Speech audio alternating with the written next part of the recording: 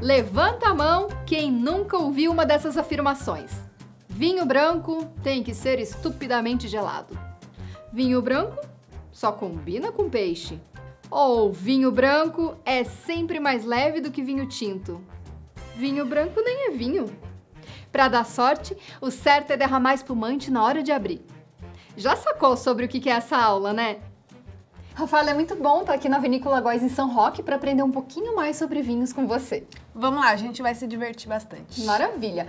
Me diz uma coisa, sobre vinhos brancos e espumantes, me corrija se eu estiver errada. Eu arriscaria dizer que eles são mais consumidos em datas comemorativas ou dias quentes, mas não sei se isso é um clichê. O que você acha? Você tá certa, mas deveria estar errada. Seria muito bom se você tivesse. Porque os espumantes, eles são perfeitos para várias ocasiões, eles são muito versáteis para as harmonizações, mas eles são vistos muito como uma bebida de datas comemorativas, principalmente Ano Novo e etc. Sim. E vinho branco, existem vários tipos de vinho branco, então a gente pode tomar desde na praia, em casa, harmonizando, no verão, no inverno, na primavera, então eles são muito versáteis também e a gente poderia tomar em qualquer momento. Nosso clima do Brasil, ele é muito propício para a gente tomar esse tipo de vinho que é mais fresco, que é mais... Descontraído. Descontraído, exatamente. Então, a gente deveria tomar mais vinhos brancos e espumantes do que a gente toma, na verdade. Ah, é curioso. Eu acho. Nunca imaginei. Eu acho porque o clima combina muito com esse estilo. É mais propício, né? Exatamente, exato. Mas me diz uma coisa, o que seria um vinho branco? Um vinho branco, ele é um vinho feito ou a partir de uvas brancas ou feito de uvas tintas sem a sua casca. Que dá cor pro vinho, é a casca. Então, quando você pega lá a uva na sua casa, uma uva escura, por exemplo, e morde, você olha pra ela, o que é colorido? É a casca, certo? Sim. O miolinho dela, o sumo da uva, ele clarinho. é branco, transparente, né? Então, o que dá cor pro vinho tinto é a sua casca. O vinho branco, teoricamente, a princípio, aliás, a gente pega uma uva branca, esmaga ela e já separa a casca. Mesmo sendo uma casca clara, a gente não mantém junto.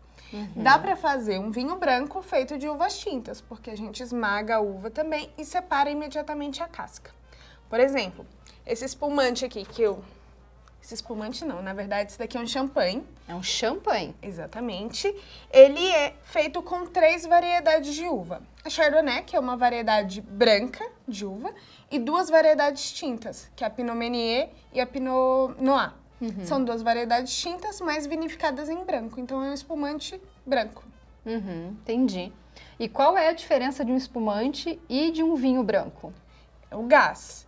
E aí, existem várias formas de obter o gás. Esse daqui, por exemplo, é um espumante pelo método tradicional, que é um método que o gás é natural, é da própria fermentação.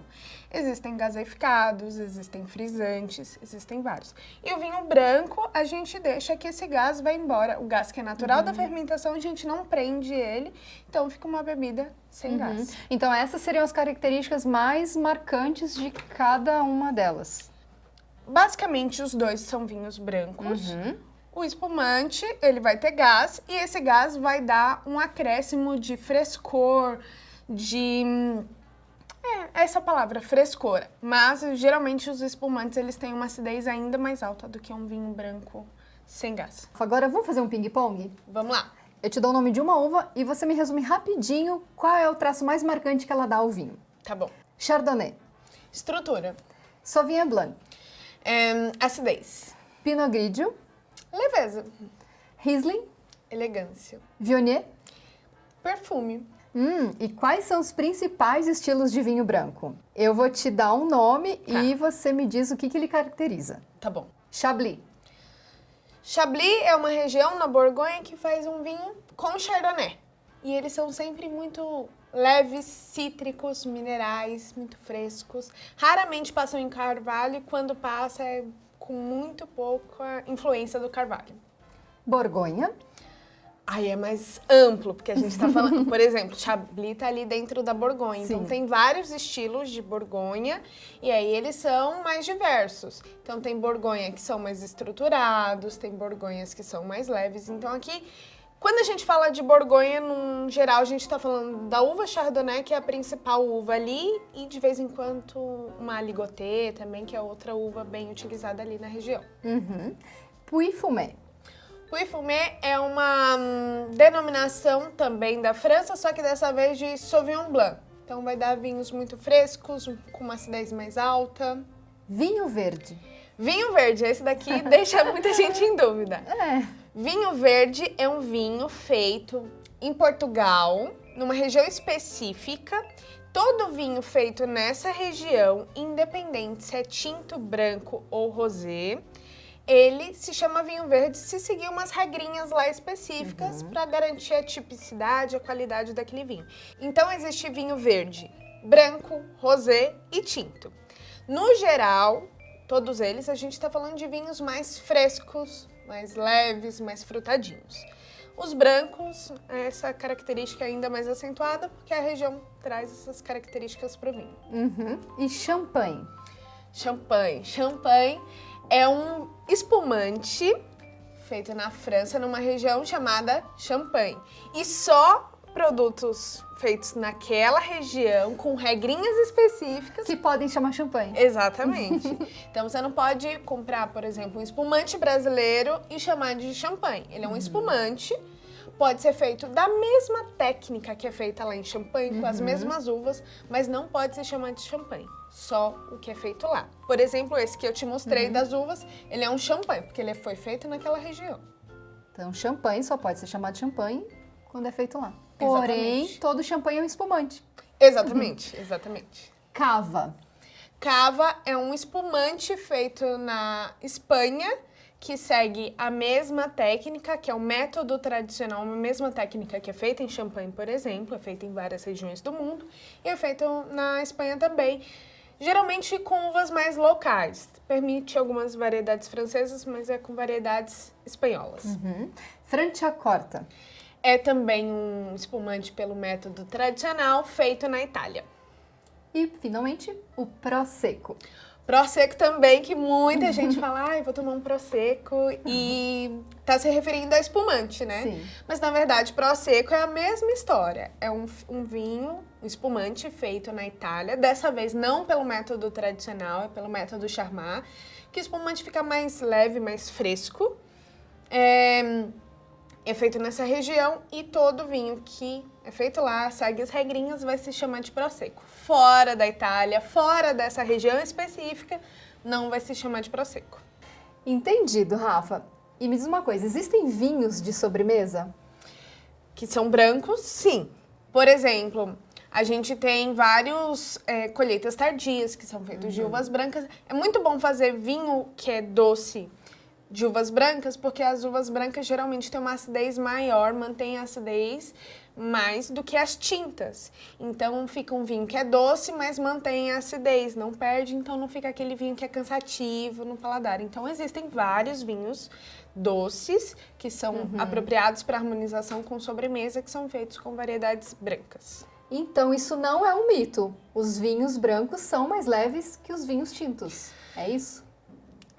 Em geral, sim, porque o vinho branco não tem o tanino. Lembra que é aquela característica que dá uma astringência na boca, aquela travadinha? Sim. Então, essa substância, ela tá na casca da uva.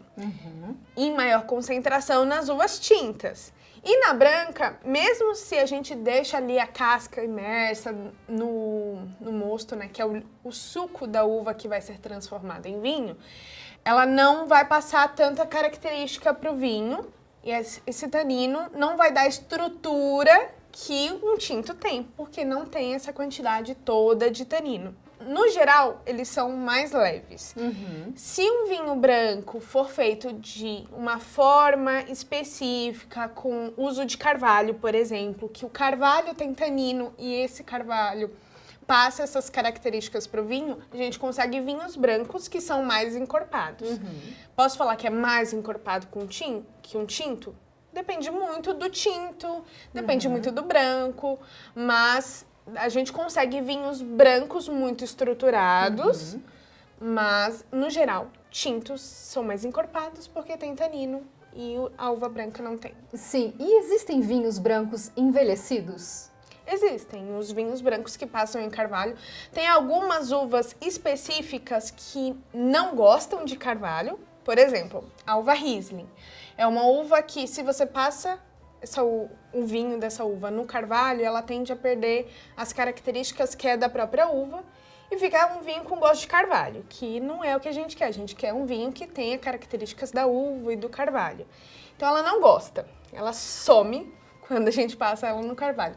Mas, por outro lado, é uma variedade que tem uma acidez muito alta e ela se mantém por muito tempo ótima para o consumo. Então é uma variedade naturalmente longeva.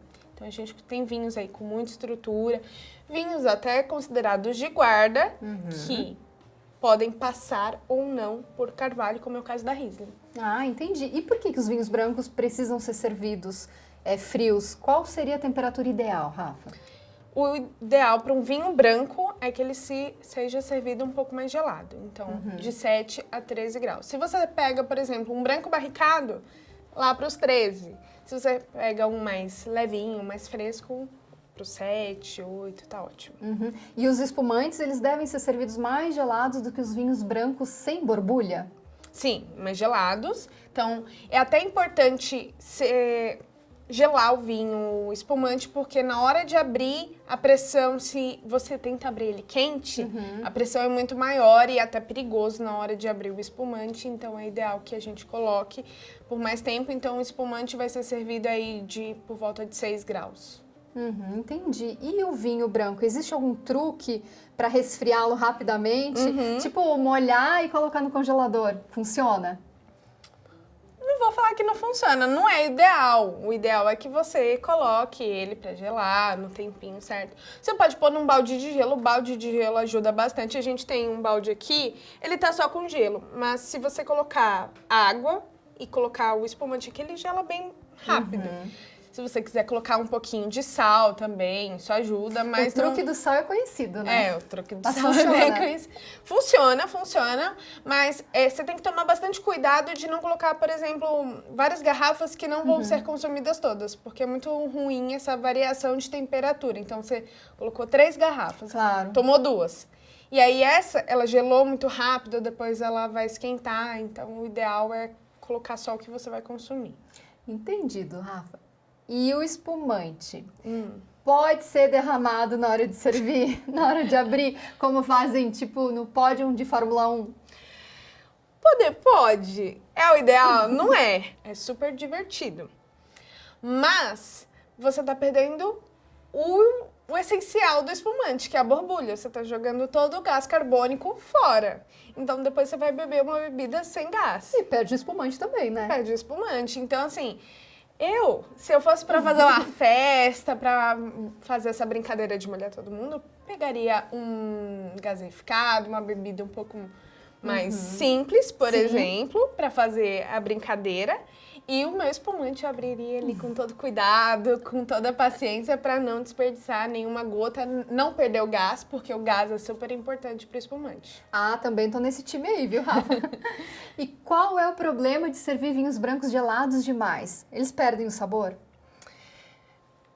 Na verdade, se a gente gela algo demais, a gente amortece as papilas gustativas. Então, você tá fazendo com que a sua boca não reaja da forma que ela deveria. Então, não saboreia da forma certa, Exatamente. Você não consegue perceber as nuances ali, as características do vinho, porque a sua boca tá toda amortecida. E de onde vem o mito de que ele tem que ser servido super gelado? Será que tem a ver com a cerveja?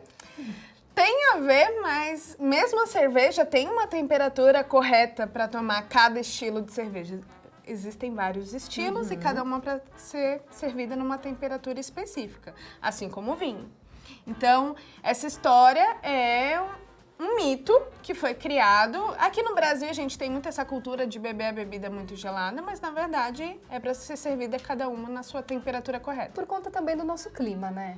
Talvez, pelo clima também. Mas assim, se você colocar num baldinho de gelo, ela vai se manter na temperatura correta. Então não precisa beber estupidamente gelado. E qual seria o problema de servi-lo à temperatura ambiente? Aí ambiente é ruim pelo fato de você não conseguir sentir as características ideais. Sempre faço uma analogia assim. Você gosta de um dia mais frio ou de um dia mais quente? Mais quente. Eu também gosto de um dia mais quente. Quando tá muito frio, sou uma pessoa preguiçosa. Eu gosto de ficar na cama, escondidinha lá. Não tenho disposição. Um dia muito frio. Você é assim também? Também. Acho que a maioria das pessoas são assim. A maioria é Não, assim, tem né? gente que ama frio, por exemplo. Então, cada pessoa tem uma temperatura ideal, certo? Onde ela é ela mesma. E o vinho é a mesma coisa. O vinho na temperatura ideal, ele é ele mesmo. Um vinho que é servido mais quente do que ele deveria, ele fica mais alcoólico. A gente percebe mais facilmente o álcool desse vinho, então ele vai ficar desagradável. Se o vinho é servido muito gelado, a gente não vai sentir os aromas do vinho, por exemplo. Então, a gente não vai sentir as nuances de aroma, o leque aromático que esse vinho pode trazer, que vai tornar a experiência muito mais prazerosa, a gente vai perder. E as pessoas metidas a entender de vinho preferem vinho tinto e nem dão bola pro vinho branco. Rafa, por que existe esse preconceito? Não faço ideia, na verdade. O vinho branco, ele é um vinho que pode ser tão complexo em alguns estilos, alguns vinhos específicos, até mais complexos que alguns tintos. Então, assim, eu não sei de onde vem esse mito, eu não sei explicar que no Brasil a gente poderia consumir muito mais vinhos brancos e a pessoa que tende a falar que vinho branco não é nem vinho, que eu já ouvi, por exemplo, que vinho branco não é bom. É uma pessoa totalmente desinformada, é uma pessoa que só tá ali apreciando os taninos do vinho, talvez nem apreciando, só tomando aquilo ali, procurando a bebida mais forte possível. Sim. E não é isso, você tem que entender as características de cada produto e apreciar dentro da sua categoria, digamos. Rafa, muito obrigada, eu adorei nossa aula. Eu também adorei, foi um prazer.